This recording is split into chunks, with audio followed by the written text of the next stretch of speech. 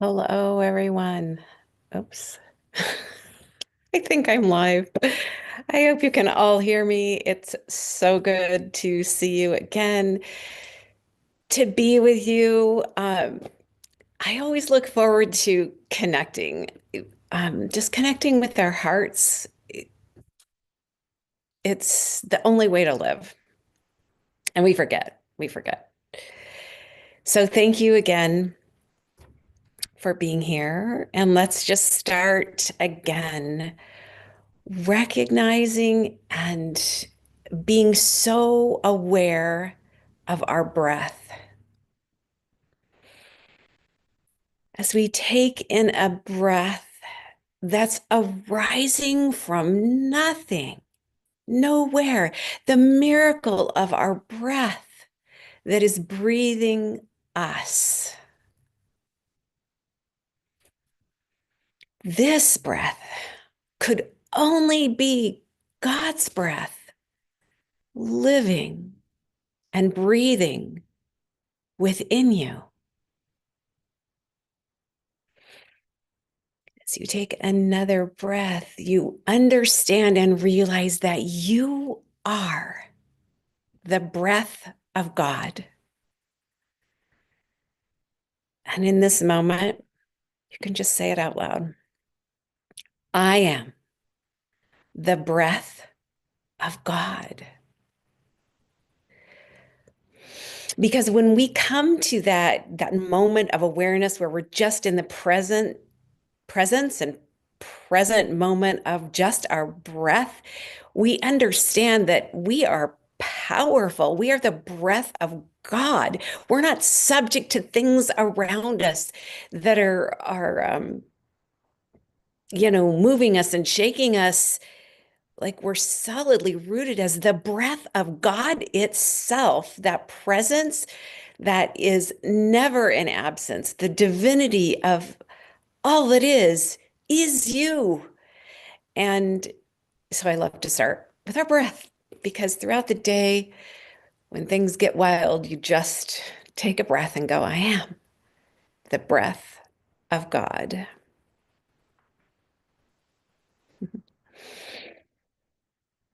So today, well, I usually have things that I like ponder throughout the week so I can like come here and just share my heart and feel yours and we can connect. And last night I'm like, I don't know. I really don't know what to share. And uh, this morning I just moved into that presence of just like how what what can I share? How can I be a vessel of service somehow? And so I just started to journal and it's so fascinating, this story that came up. So I'm going to start here and tell you a story. Uh, and it was so good for me. Hopefully, it will resonate with you and just help you throughout this next week. So, my mom was married to a Navy pilot before she married my dad. And he was one of the few, I think, at that time. This is like getting close to 100 years ago, like where these Navy pilots would drive through the hurricane, the storm itself, like the most vicious, scary storms, to get to the eye of the storm.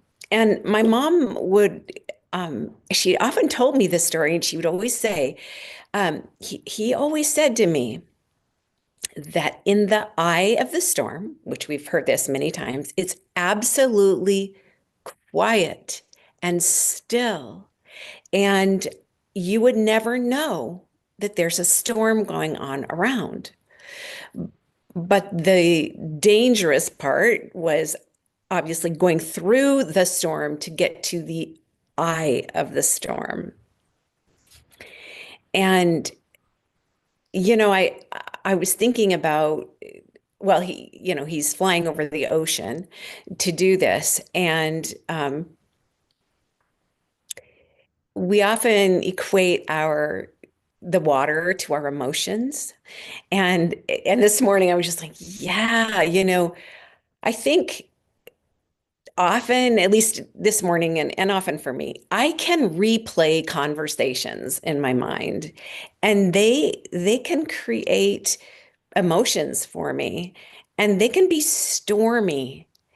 And so I really loved sitting with that metaphor of this pilot in the midst of a storm flying through to get to the center. So he's really, really aware of the ocean waves. Like they are like crazy wild. And then there's air pressure. So there's this movement that's happening, the what's around him above and what's happening below. And he always told my mom if there is ever a moment where I get caught between the air pressure and the wave, and I touch the wave, I'm done. I'm gone. Like the ocean will just take me under, and they won't even know where. You'll never be able to find me. It'll just be over. And that is what happened one day. But um, I really I was thinking about that because our emotions, they do create feelings. So I know I always say that our heart is the voice of our soul, and the only language our heart knows is feeling. And that is true. And there's emotions that lead us to the stillness of our heart, but they're not the feelings of the heart. So the emotions are causing all this conflict and rage. Like it's a raging storm. So a lot of times, like, what's going on around us, it's creating these emotions. So the pressure and the waves of our own emotions. And if we don't stay above our emotions, they can take us under. They can totally sink us. So, whatever's going on around us, it's real. So this pilot is very, very aware of the ocean. It's not like he's denying there's a storm. He's really aware. He's feeling it. It's turbulent, but it's not him. He's just very focused on the present moment as he is witnessing the storm and naming it. So it's not like we deny our emotions. We definitely are feeling, and we're noticing that we're in this storm. This is happening around us. This person said that. This experience is, and it feels like it's happening to us. And we've got our emotions below us, and we're writing it. But our destination is to get to the eye, to the center of the storm, because there's a place within us where the storm does not exist. And that is in the center of our heart where we can actually feel the truth of our heart. It's where love, the divinity of love, the purity, the pure acceptance of love is. And it's still, it's quiet. And there's no storm there. Um, so Okay, I've sort of lost my train of thought as we're in this place. I know. So, the purpose of these pilots to get into the eye of the storm is to do measurements and to find the potential path of the storm. Like how, so here's the thing, when we're in the center of our heart, when everything is still, we are quiet and we're feeling our soul. Like we are feeling, that's the voice of our soul speaking to us. that's when the true measurements are happening. Like what's really going on. And it's always, always love. Love without conditions. And in the storm, it doesn't feel like it. It feels like we're being tossed and turned and we're out of control. And yet, if we can know that I am going to ride this in every present moment and be so witness truly and feel truly these emotions and name them as they are and move with the intention that I am going to my heart, to the very center, the very heartbeat of my being, the divinity of who I am, where it is, there is no storm. There's only truth, the measurement of truth. And there we can see the potential path of the storm so that we can navigate our way through it on the other side. And on the other side, like I always say, like when we're in the middle of a storm, it seems like they're going to last forever. But storms don't last forever. There's far less storms than there are beautiful, lovely, still days. So when we move out of the storm on the other side, we're not moving into another storm. We're on the other side. And we've gained and learned so much, even if it's only how to be with our emotions and to understand they are not us. Like that pilot, it's like the waves and the storm and the pressure, air pressure above and up and below and all around him is not him. He is just navigating those as they are around him in his vessel. So how do we get there? How do we get there through the storm? And for myself, and I mean, I started this with saying a lot of my emotional storms happen with replaying conversations. It's like, okay, so this person said that. It really made me feel like this, and it's really stormy inside. And and the pressure, like it's what the person said is like the air pressure. It's like, okay, it's this is how it made me feel. It felt like pressure and it triggered these emotions. And it's just a whole thing that can get really, really intense. And it doesn't have to be a replay of conversations, but anything. And um, what we get to realize when we're in the middle of that is that we are not subject to the storm. And it can feel like we are. Um, and that's why I always love to start this with our breath, reminding us of who we really are. We are not the storm. We are the breath of God. And there is nothing more powerful than the breath of God itself. Like it is the breath of life that's breathing us, that's breathing everything and everyone. It is the heartbeat of life. And so when this is happening, like with me this morning, it was like, okay, there's all of this. I feel this turbulence, and I just want to get into that still point because in that still point is an indescribable love that is the stillness, that is the peace, that is the gratitude.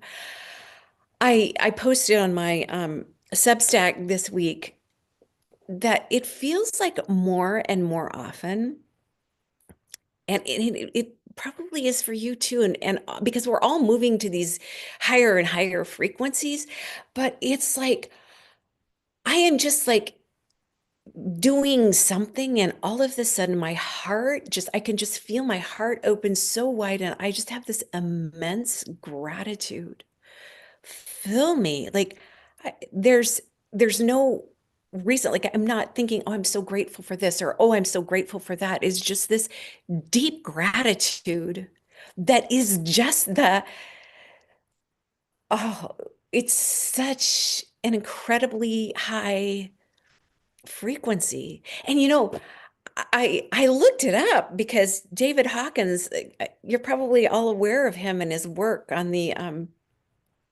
level of consciousness, different frequencies, and love, of course, is the highest. Although when I went to look at it just to read about his work again, he actually said that gratitude is a frequency that even vibrates higher than love, which is so incredible to me.